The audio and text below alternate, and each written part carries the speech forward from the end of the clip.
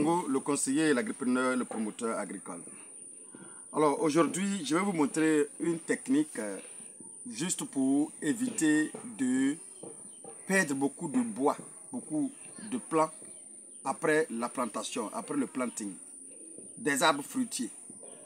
Le constat que j'ai effectué dans mes différentes tournées, il est avéré que lorsque des gens arrivent à faire leur pépinière, bien leur plantation d'arbres fruitiers, en l'occurrence les agrumes, les orangers, les avocatiers, tout ce que vous connaissez comme arbres fruitiers, il est avéré que dans la saison sèche, il y a toujours une grande perte qui est enregistrée. Il y a certaines personnes même qui, au finish, arrivent à perdre tous les pieds et reprendre à zéro, ou même parfois même arrêtent le projet parce que tout simplement, il est difficile pour eux de reprendre le processus. Pour moi, il est important de savoir que tout part depuis la confection de la pépinière. C'est très important de le savoir. Alors, qu'est-ce qui provoque pour moi le fait que les plants meurent très rapidement, surtout dans la zone où nous sommes? Moi, je suis actuellement au sud, presque au centre, je suis à Daoukro. Du coup, il est clair qu'ici, dans la saison sèche, dans la saison sèche, il y a un très fort soleil, une chaleur qui ne dit pas son nom, et la plante cède facilement. Alors, quand on sait qu'on est dans une zone pareille, il est important de savoir qu'il y a une technique simple qu'il faut employer pour éviter que les pieds meurent pendant cette période-là. Une des raisons est qu'on fait les pépinières sur une mode de terre, mais dans une mode de terre qui est très faible. C'est-à-dire que le plus souvent, ce sont des petits sachets, c'est dans les petits sachets que nous faisons nos pépinières. Que ce soit le cacao, que ce soit les avocatiers, que ce soit les orangers, c'est dans les petits sachets qu'on fait les pépinières. Et du coup, la mode de terre contenue dans ce sachet est tellement petit que les racines vont s'entremêler à un moment donné dans ce sachet. Et du coup, la quantité de mode de terre étant petite, on ne va pas pouvoir supporter réellement les chaleurs à venir. Alors, qu'est-ce qu'il faut faire dans ce cas de figure? C'est vrai, vous allez me dire qu'avoir de gros sachets, c'est laborieux, mais c'est mieux de travailler maintenant et réussir complètement et totalement demain que de le faire de manière approximative et du coup voir les choses reprendre à zéro. Pour faire votre pépinière d'arbres fruitiers, je vous conseille, si vous avez la possibilité de faire ça dans votre champ, je vous conseille de prendre des sacs et des sacs plus gros.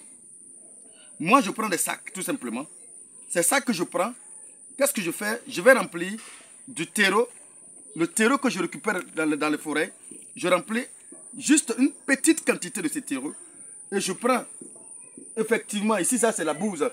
C'est la bouse de, ce que j'appelle la bouse de mouton. Je prends juste une quantité.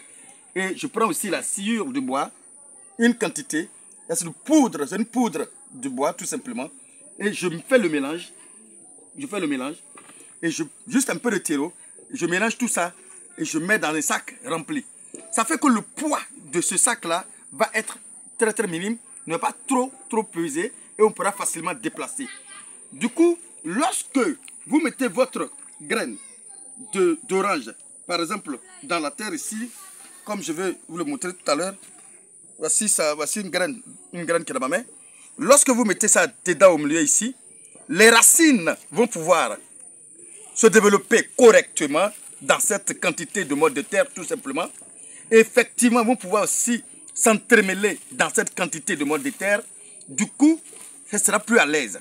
Donc, quand vous allez creuser votre trou, vous allez voir que vous allez avoir un grand espace lors du planting, un grand espace lorsque vous plantez.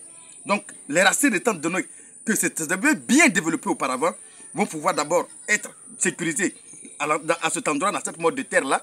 C'est comme si on ne sentira pas qu'on a changé son environnement. Du coup, les nouvelles racines vont pouvoir effectivement sortir et rentrer de part et d'autre de manière latérale dans la terre, d'où il y a une bonne fixation avant la grande saison des pluies. En ce moment-là, vous allez pouvoir effectivement faire un bon taux de succès pendant la saison sèche. Si vous êtes dans une zone chaude, il est possible de faire votre arbre fruitier, mais il est très laborieux de le faire. Mais attention, la zone dépend. Les techniques de culture dépendent de la zone où vous êtes.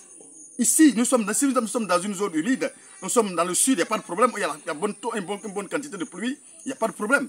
La saison sèche n'est pas aussi dense, il n'y a pas de problème. Donc on peut se permettre de prendre les petits sachets. Mais lorsque on est dans une zone chaude, il faut éviter de prendre les petits sachets, mais il faut faire ça en fonction de votre terre pour pouvoir faire un bon succès. Voici un peu comment on peut facilement réussir une bonne pépinière et surtout réussir notre culture de l'arbre fruitier, même lorsque vous êtes dans la saison sèche ou encore même quand vous êtes dans une zone chaude, on peut facilement le faire. Encore une fois, c'est le même Dongo. À bientôt pour une autre vidéo.